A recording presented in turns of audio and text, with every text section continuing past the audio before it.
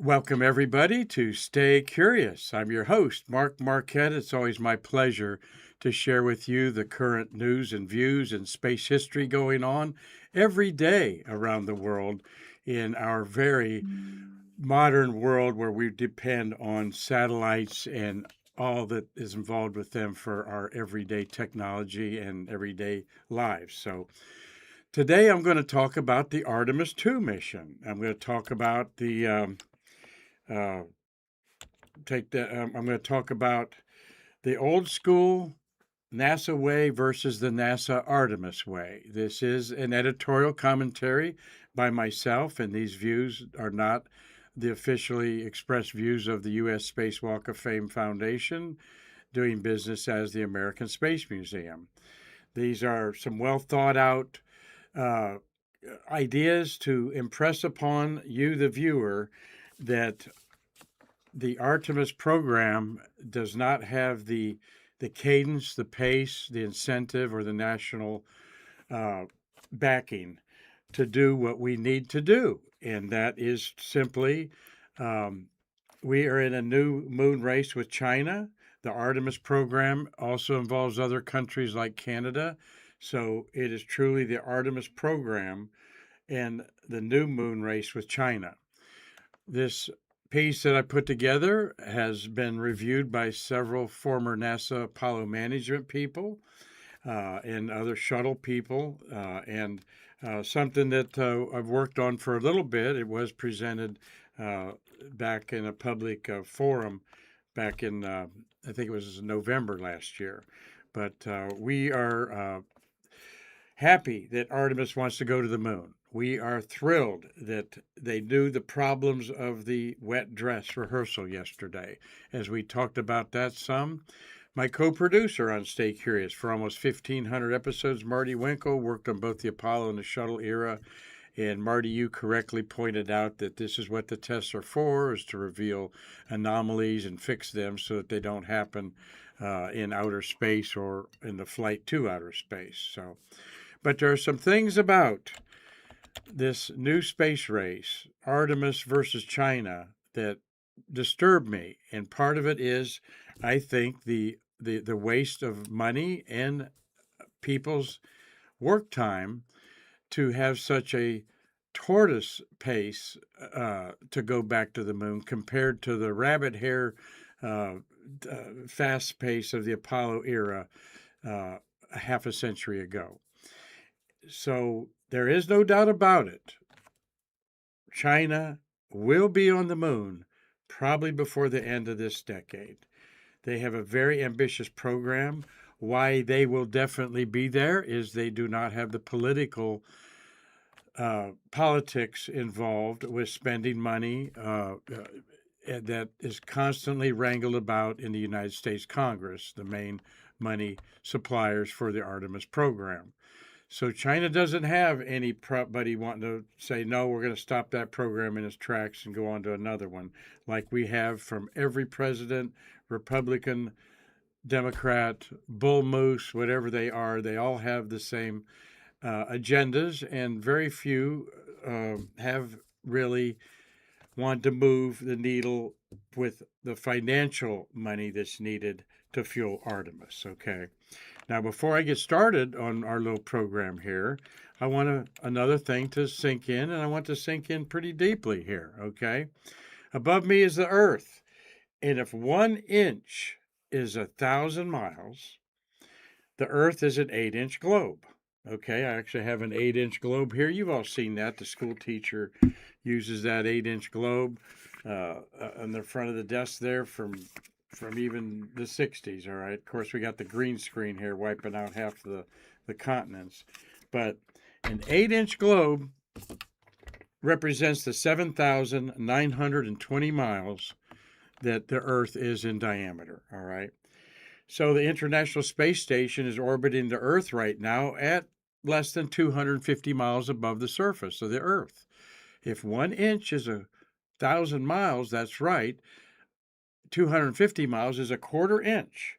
So we have been a quarter inch off the Earth in basically the last 50 years, because the only other mission after Apollo 17 in 1972, December, okay, was the Jared Isaacman, NASA administrator, by the way, his polar dawn that he went up to over 850 miles above the Earth's surface, almost an inch off of here, okay?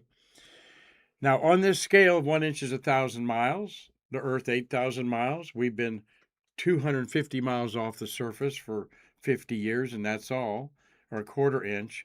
The moon way over here is, moon right there, no, right there, is 25 feet away.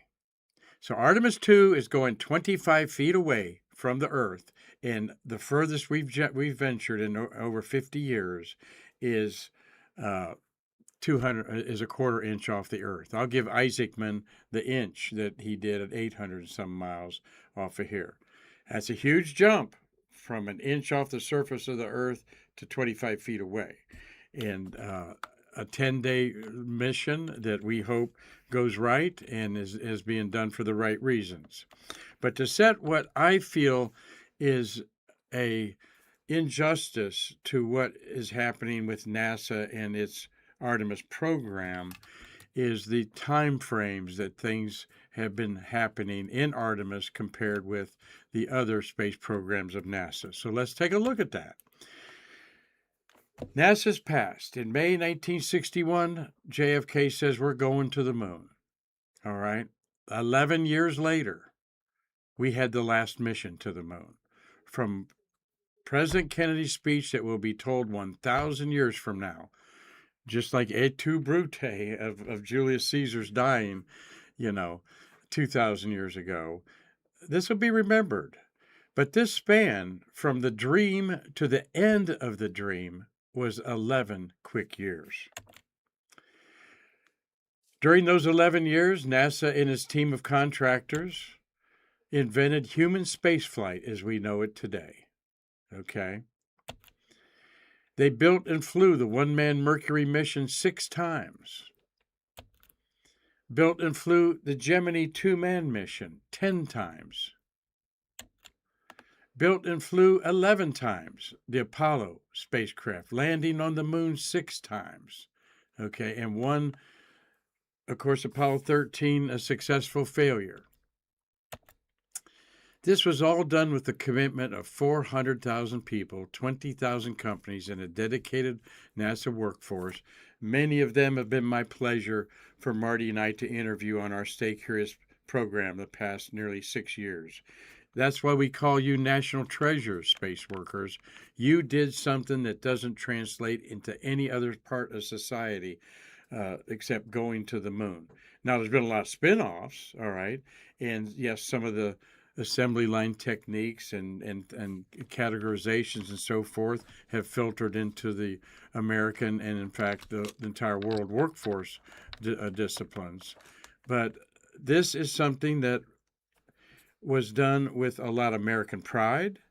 A lot of people were committed to this, particularly after the assassination of President Kennedy and him wanting to do it at the end of the year, the end of the decade, I mean. We did it twice. We doubled down on President Kennedy's pledge with Apollo 12 after Apollo 11 in July of 69, then Apollo 12 in November.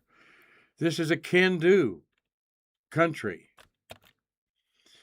Post-Apollo, the 11 year from 1973 to 2011, we basically learned how to live in outer space.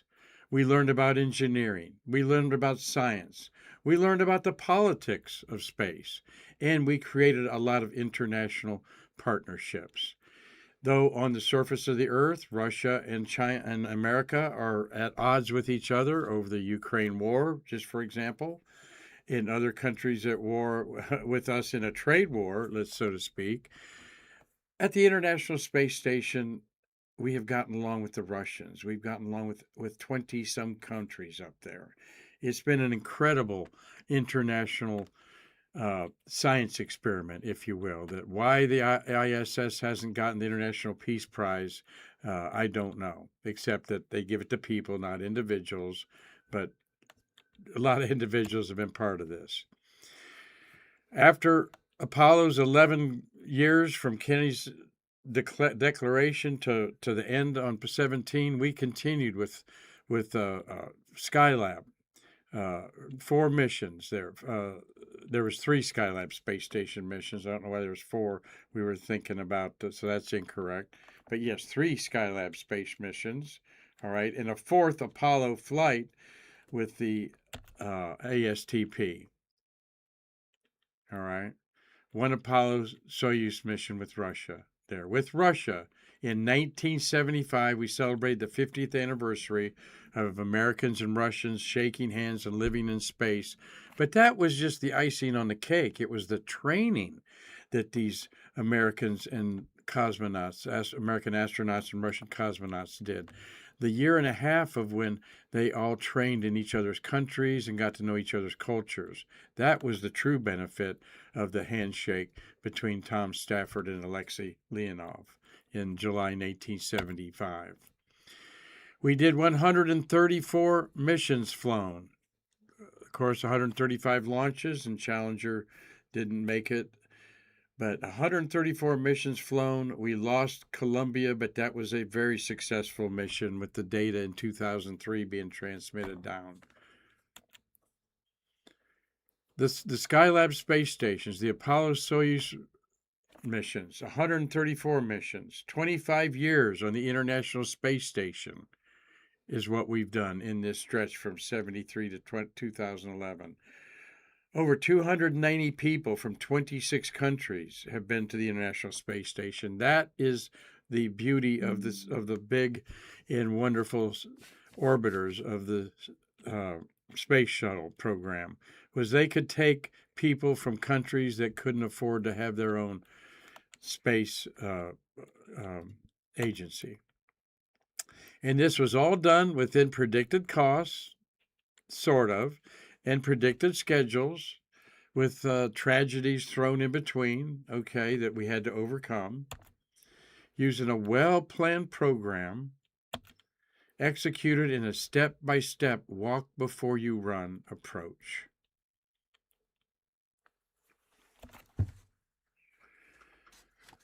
Well, what have we done in the last 11 years then? If we're looking at 11 years from Kennedy's space program being declared going to the moon to Apollo 17, and the last 11 years from 2014, the end of the shuttle program in 2011, what have we done? Not really much to advance the technology that we advanced hand over fist. So many technological things happening in that period of from 1980 to 2000. You all couldn't keep up with going from phonographic records to CDs to, cassette tapes to 8-track tapes to CDs to thumb drives to now you can't even hardly buy a computer. It's got a thumb drive port in it now. So advancements are part of what NASA has done for us. We've had 40 human space flights in the last 11 years, okay? And we outline them there. 21 Russian Soyuz, 18 SpaceX, 7 private, and 1 Boeing Starliner. All right, we got to throw in the mix there. Were all of those successful? Well, some were, some weren't. Some were very ambitious, like Jared Isaacman, creating his own space company and hiring 2 SpaceX capsules to go to space.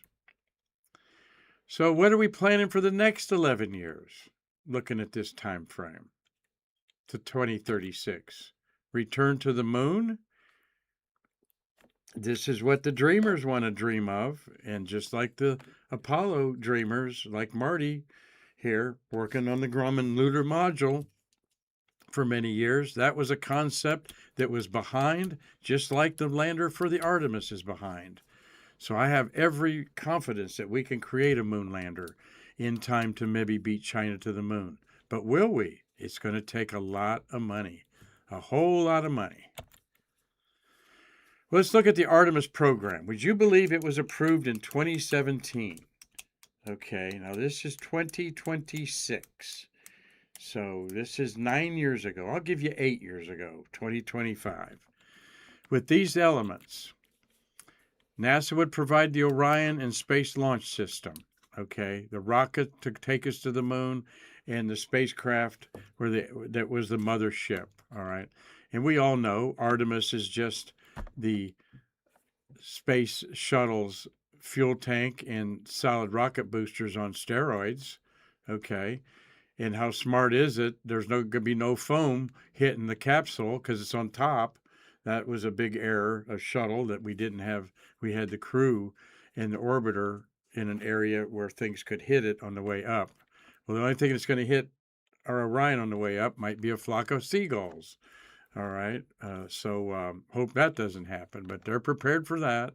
I actually know, Marty, that there's even our birds clear in the countdown, okay, on there. We'll talk about that one day.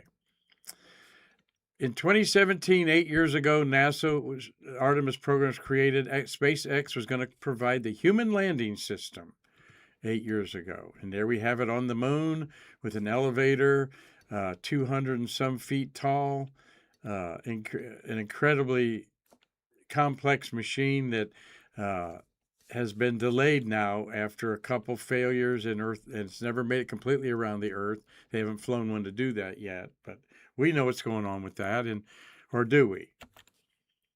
And ESA was going to provide the Lunar Gateway, a mini space station. Has anybody heard about Lunar Gateway in a while? Marty, have you heard anything about the Lunar Gateway? That was one of the neat elements of this Artemis program, I thought, was a space station that would be in lunar orbit, okay, and to do science between the Earth and the Moon on like astronomy and other things with cosmic rays and so forth. So it may fly. The elements are being built, but right now it's not being thought about through Artemis V, maybe, is when they would bring in the Lunar Gateway. But it was truly to be the depot where the moon lander would and the mothership would meet, and crews would go from the mothership to the moonship back and forth. Orion went on contract in 2006. Wait a minute. Is that a typo, Marty? No, it's not, folks. The Orion spacecraft went into contract with 20 years ago and has yet to fly with humans. The Space Launch System was under contract in 2012. All right, that's 15 years. Well, 13 years. We'll give it 13. The Lunar Gateway will be moved to 2028. Its objective is to colonize the moon, but it probably won't even come into play until 2028, though what they call the halo has been built. That's the Earth habitat, and it's your typical unit, kind of small, not as big as the space station, more like probably the Mir space station in size, or the current Chinese Tiangong space station. Now, since the contract of SLS and Orion was launched, we had a November 16th launch in 2022 of the uncrewed Orion that did a loop-de-loop around the moon, 30-day mission, and it hung out in the moon's vicinity, so it actually did a big circuitous orbit around it before it curly-cued around back. But when I go to thinking, gee, when did we do the last Artemis launch, Marty? And I'm thinking, that had to be 2024, 2023. This is 2026, early 26. No. It was November 16th, 2022. And thank you, Bill Whiting, for opening up your condo for me and a few friends to watch it with you. But where'd you watch it, Marty? Were you up at Bill's? No, I was selling T-shirts at Space View Park. Oh, okay, you're selling T-shirts. That's right. A little after midnight or something, was it? That. This was pulled out to the pad in August, by the way, 2022. So you're looking at August will be 4 years since the first SLS was taken out to the pad. See, I'm talking a little bit about a tortoise and hare race here.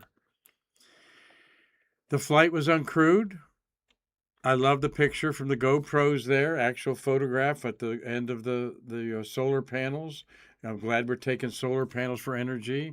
Uh, ESA is involved with the service module on the back. Okay. And who's the contractor for Orion, Marty? Rockwell? It's not Boeing because they got their own. Somebody will get. The flight was successful. All right, in many ways, okay. But as you all are talking about in your social media world, the heat shield was damaged. And the heat shield, this is the Artemis I heat shield coming back. As it was explained to me by Gary Allgaier, our resident structural engineer of NASA, that there got moisture was in the tiles behind there.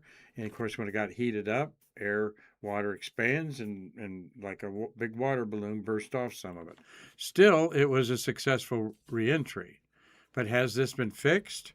Of course it's been fixed. But the mission was 3 years ago.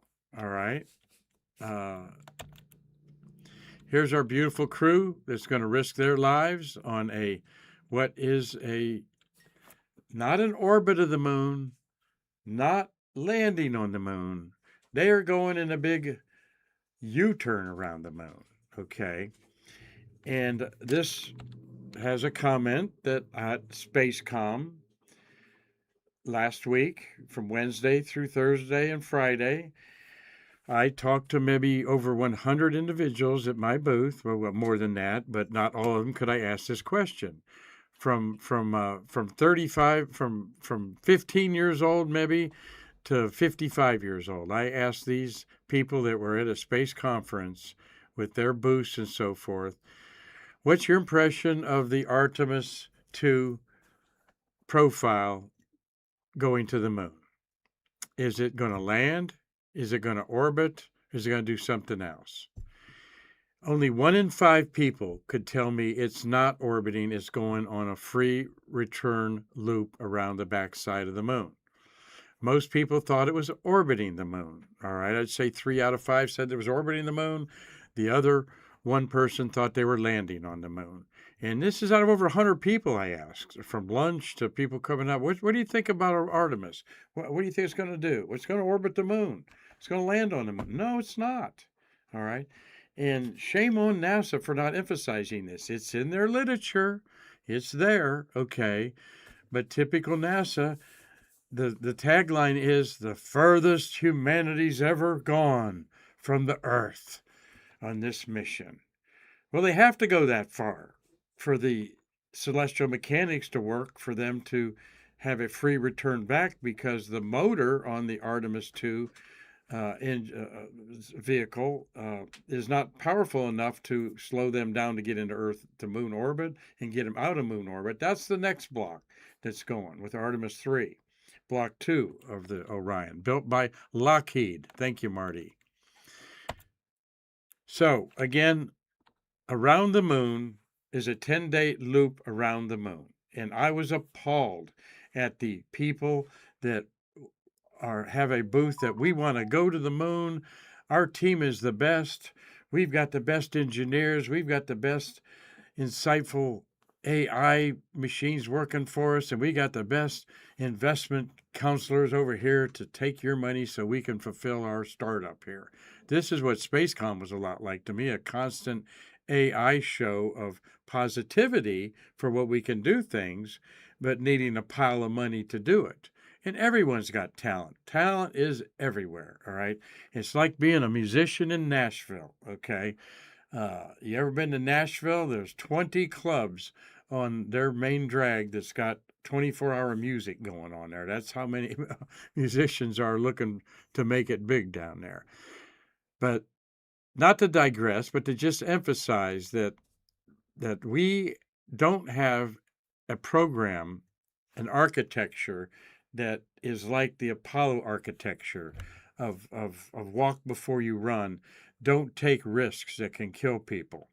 And I'm worried about this mission. I'm sure they've tested it 1,000,000 hours, but these wonderful astronauts are going to test the environmental control system for the first time All right. First time we're using these astronauts to test the environmental control system on a spacecraft. And it's different than the International Space Station and shuttle. My analogy told to me by a ECLSS engineer, that's the environmental control systems, is that we use submarine technology for the space station and basically and shuttle. All right, that makes sense. Submarines, boy, there are a lot of pressure underneath there, so the hull's got to be special, just like in outer space, the hull's got to be special, and they got to keep a lot of people alive, recycling air. And we've mastered that. But now the difference with the Artemis environmental control system is it doesn't have canisters that you have to take with you to clean out the carbon dioxide and other harmful gases that we expel that would kill us. Remember Apollo 13? They had to scrub the carbon dioxide out of the lunar module, and they had to use gray tape to put the command module and the lunar module together in a configuration that would work. Something, by the way, they already knew about before Apollo 13. And it was for size and weight and so forth that they were both different. So this ECLSS has a different scrubbing thing for up to 30 days in space that we need for long duration to the moon. And then we'll have something else to go to Mars. But so they're going to have but this ECLSS is buried behind some other consoles, I'm told. And I always said if a widget breaks and they could actually fix it, it'll be a bear to get to it. All right. So that's just one thing I know about this. Okay. So I'm hoping that I know it's been tested over and over and over, and these astronauts would not set foot in it if they didn't think it was safe. But still, we thought Apollo 1 was safe. Okay. We thought Challenger was safe in the cold. We thought, nothing about a piece the size of a suitcase hitting the wing of Columbia on the way up. Everything will be okay because nothing's happened bad before. Now, the 10-day loop, as I emphasized, there's a lot of interesting stuff that's going to go on the first day where they rendezvous with their second stage before they go into translunar injection. And I've heard a lot of social media people, they're so excited to hear translunar injection, And yep, we're me too. But this is just a big old loop around the moon. And how close are they coming to the moon? All right, by the way. Well, I'll tell you, Apollo 13, on their one loop around the moon, came within 150 miles of the lunar surface. I remember Jim Lovell saying we all had our noses pressed against the windows, looking at the craters below. It was like we could touch them. So here's what the Artemis official NASA words are on their website. Quote, the astronauts are going to look at the moon from a unique perspective during Artemis II, as they will be passing by at a much higher altitude, between 4,000 and 6,000 miles from the surface. What? Is that another typo, Mark? Don't you mean 400 miles and 600 miles? No, 4,000 miles. NASA continues. As a result, the astronauts will see the entire disk of the moon, including areas near the north and south poles. At the closest approach, the moon will appear to the Artemis II crew to be about the size of a basketball held at arm's length. All right. And I couldn't resist putting a basketball in there. All right. I can see that with my 8-inch telescope in my backyard, Marty. All right. What? And I'm waving here in our studios in Titusville, Florida, to the east, and that's about how far away. Bonjour to Ophelia in Paris. All right. And behind me, if I wave behind me, that's Hawaii's about 5,000 miles away from us. And we're calling that we're going to the moon. Now, an interesting thing about this Artemis II is it has nothing to do with what we need to do to land on the moon, or the architecture, the so-called lunar reticular halo orbit that many of us now can flow off our tongues of what's going on there. Closest to the moon's surface for Artemis II, 6,400 miles, maybe. All right. And now the earliest launch date is March 6th at what, 9:30 at night, Marty, roughly. I think it's kind of early like that. So maybe we can sell a lot of T-shirts on it. But that's about what they're going to see. That's the backside of the moon. By the way, they want to see the backside illuminated. So that's why there's just so few days that they can launch, because it'll be about a first quarter moon on our side, on the backside there.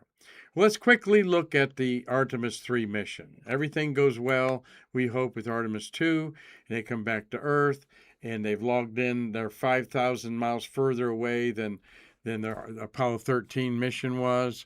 They didn't, to my knowledge, they're taking zoom camera lenses with them, not telescope or anything like that to scout landing sites. There's nothing like that going on, science or scouting for the Artemis III. But here's the architecture, and I'm not going to go through it. I'm going to go through it kind of fast. While the human landing system is on the moon, Orion will be in a 6-day near rectilinear halo orbit. I was pronouncing that wrong. The near rectilinear halo orbit. That is a space geek terminology to know. All right, then you know something. And there's a couple cool things I saw to explain it. But basically, it's 6.5 days. It only takes 3 days to get from Earth to the moon. So why are they going out so far away? And if something happens on the lunar surface, hopefully they're just a half a day away for a abort to catch them in lunar orbit, and not 6 days away. Well, SpaceX launches. Here's what happens. SpaceX right now, and of course we trust Jared Isaacman is fine-tuning this, but this is what was sold to Congress and the American people a year ago is what was going to happen, and it's very fluid. SpaceX launches the big booster with the their rocket there, Starship. SpaceX has to launch a series of refueling missions to the orbiting human landing system to refuel it for a trip to the moon. It's empty almost when it gets to Earth orbit and fine-tunes that orbit. So we got to send freighters up there. Do we send 5 freighters? Do we send 20? Okay, some people have figured this out. All of you that watch the Polish programs on YouTube that are awesome, they've told you about this. And so it travels to the moon after it's fueled up. Then it goes into the lunar polar orbit around the poles. Artemis II is not going around the poles. It's just going way out past the moon and doing a horseshoe U-turn back and around the equator. So then the SLS launches Orion in a crew of 4 to the same lunar orbit. Orion docks with the SLS, and 2 crew members transfer to the human landing system. Now, this could be the Blue Origin's Blue Moon, if not the Starship. HLS lands on the South Pole and remains there for up to 30 days. Orion and the 2 crew are in a 6-day polar orbit. This is where the Gateway was supposed to come in. The Gateway was going to be in this orbit, and probably will be if it ever is part of this. So after they're on the moon, they're just going to lift off and docks with Orion. And then they all return to Earth. Now, it's not clear, does the human landing system stay in polar orbit to be refueled again? All right, and what's that refueling going to be like? Well, depending on the human landing system contractor, there are up to 14 things that will not be tested prior to the attempted landing on the moon by Artemis III as presented on Jared Isaacman's desk as NASA administrator. What are some of those things, you ask?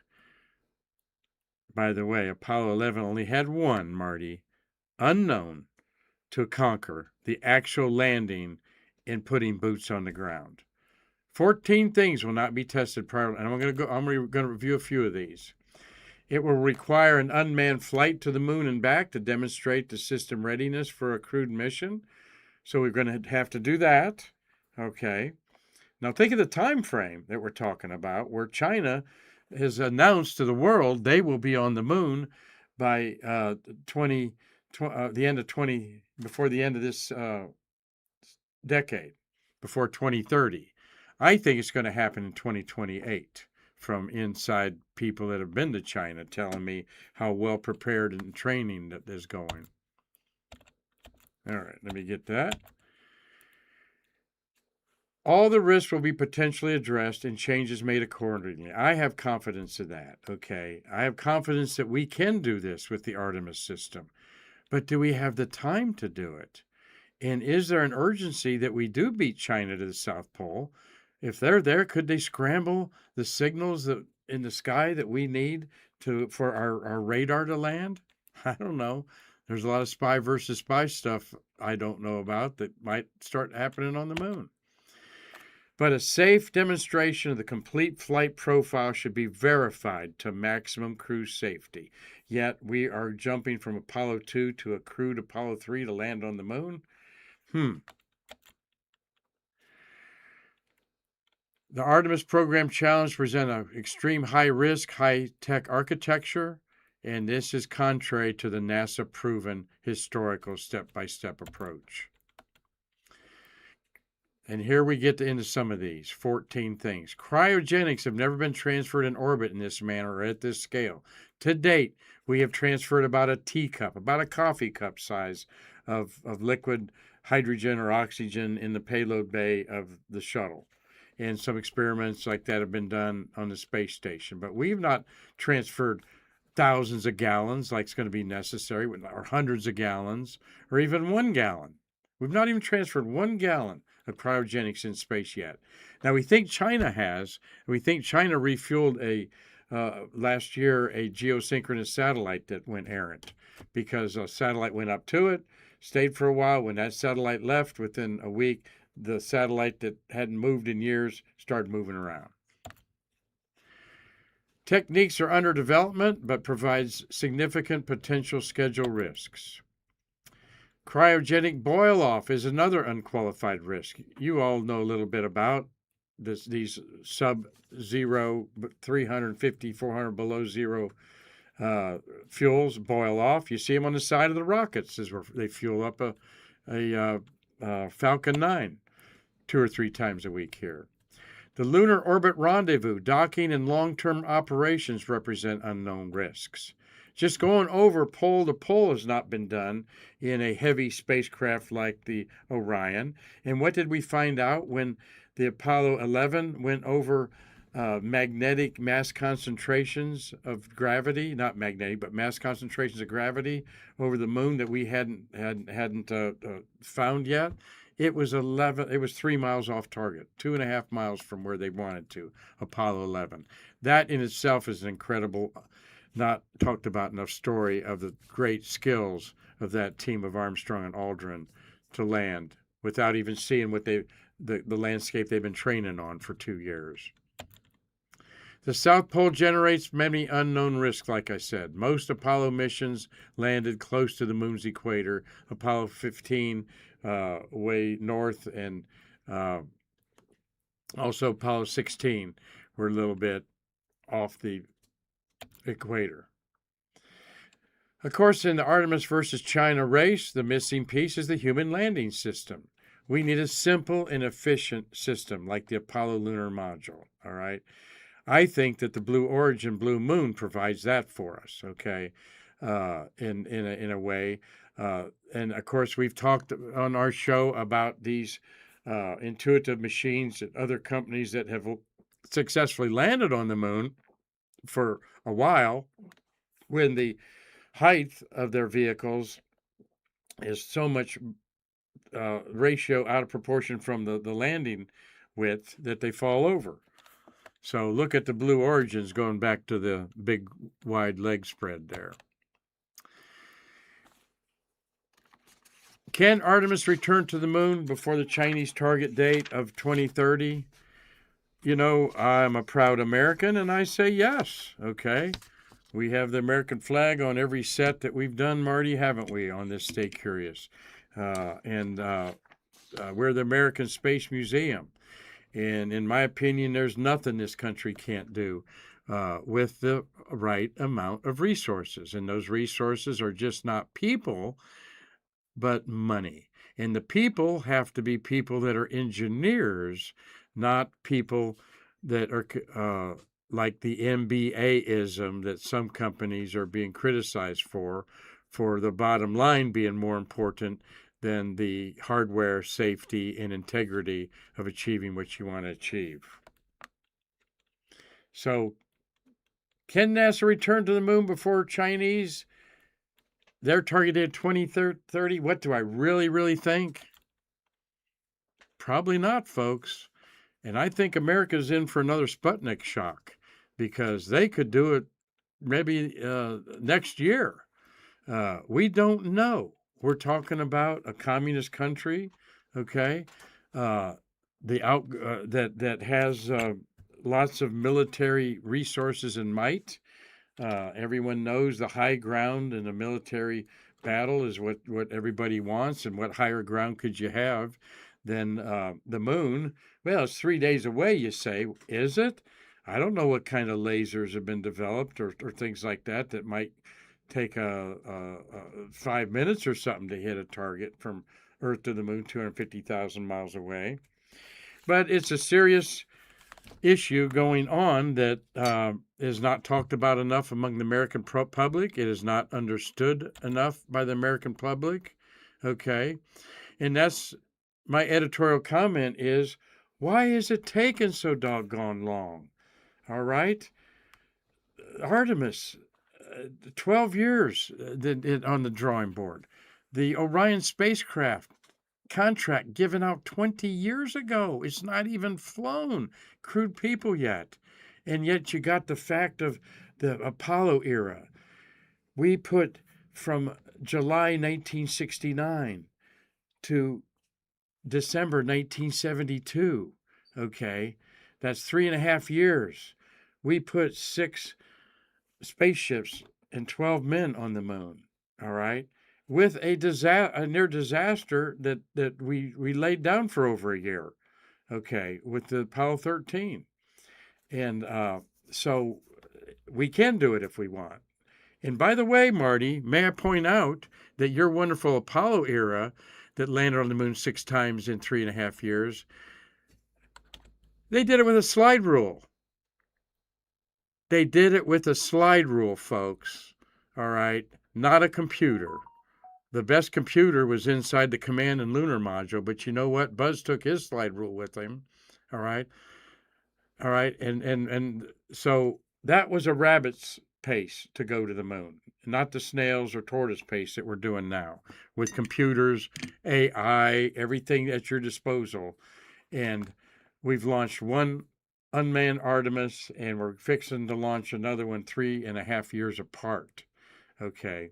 And look at actually, AI was not in our tip of our tongues, Marty, in November 2022. It was just a breaking type of thing coming on the scene. It was around, but I'm saying now it's ingrained into everybody's talking about artificial intelligence. So hope that you've all enjoyed this. I'm going to give a shout out to RG Jubilee and Robert Law for watching, and Ophelia, waving to her 5,000 miles away, closer than Artemis is going to the moon.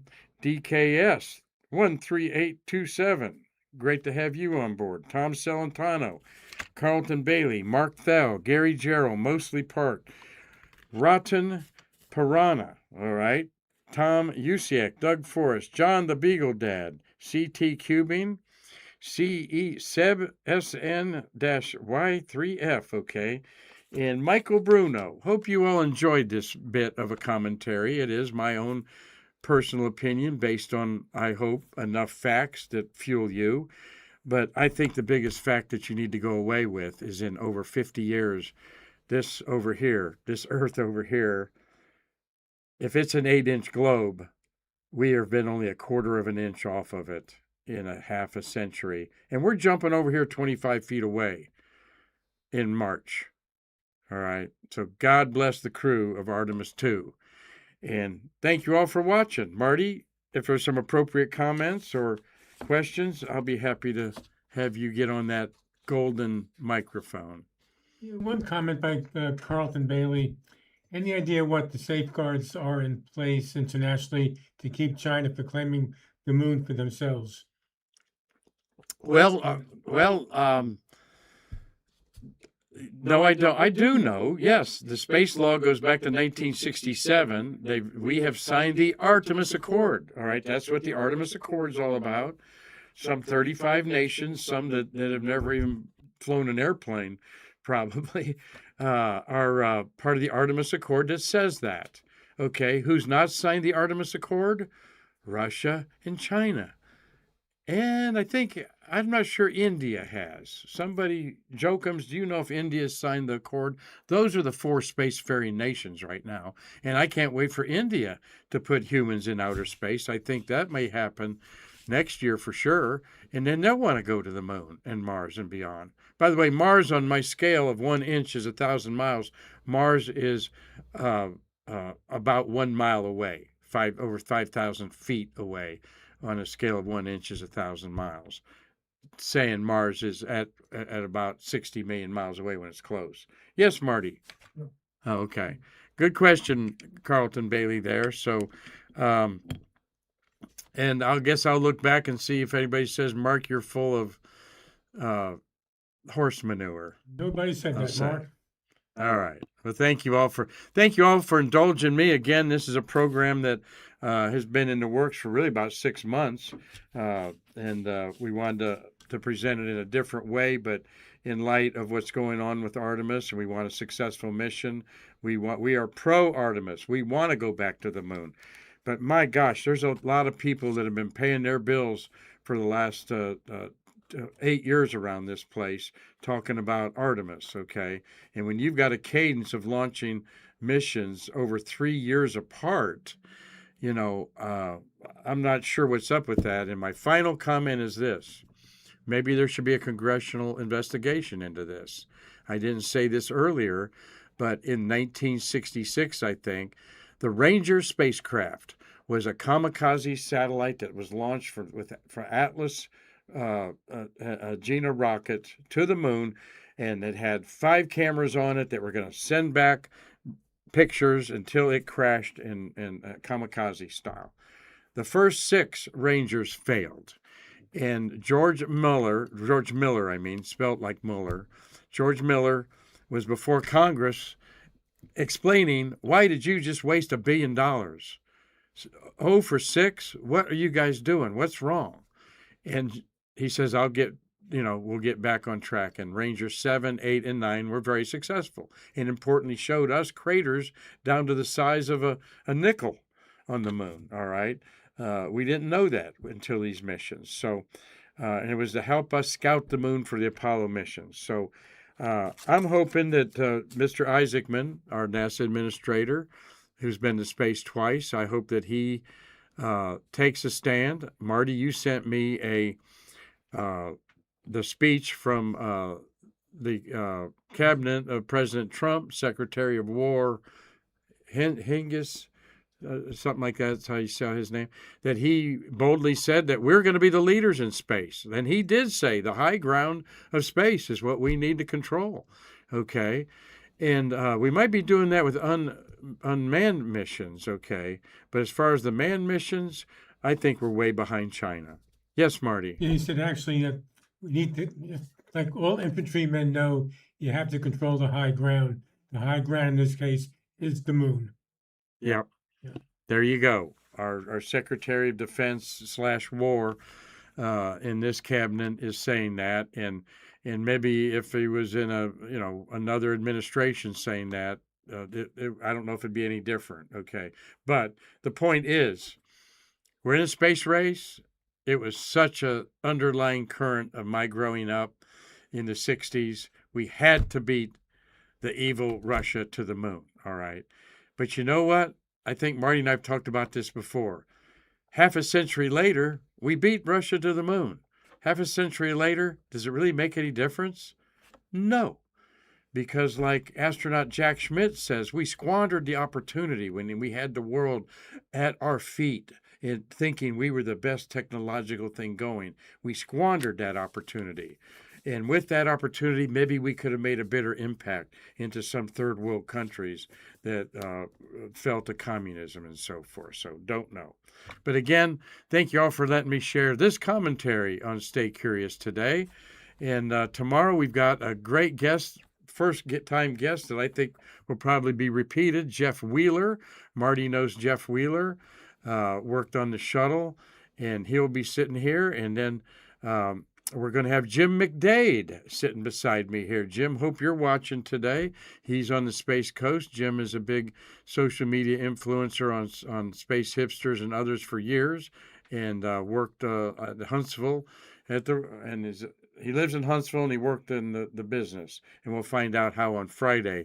And you Space Hipsters and others around the community here, there'll be a big dinner at Zarella's tomorrow night at Cape Canaveral. So, and Marty, anything else to button up over there on our Artemis? Hope you've learned something about it. It's not orbiting, it's not landing, it's barely looping around the moon. Loop-de-loop. Marty, anything? No, just want to look at some of the comments after the show, Mark, but Okay. we're good. Well, thank you all very much.